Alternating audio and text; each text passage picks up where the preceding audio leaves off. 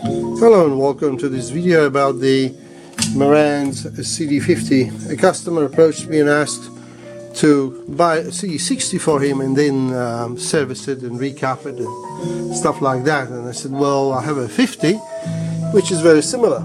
It has a CDM-4 magnetic swing arm mechanism and it has a TDA-1541 chip. It's not a single or double crown chip, it's a regular one, but you know, it can be upgraded easily.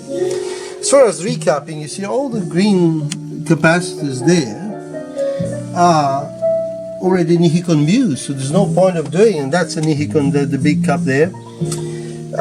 Quality made, double-sided copper on both sides. You can have there's a bolts there to lock the mechanism for transport. They're in the park position at the moment.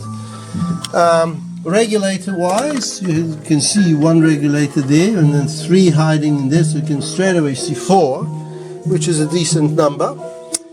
And nice remote control with variable output. You can put that player straight into the power amp.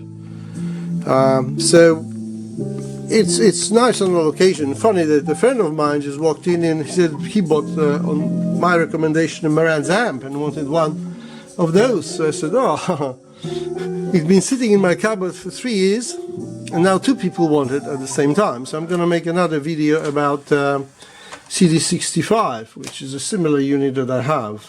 And this, by the way, was a badly scratched CDR, as you can see. And that's my test disk with interruption data layer and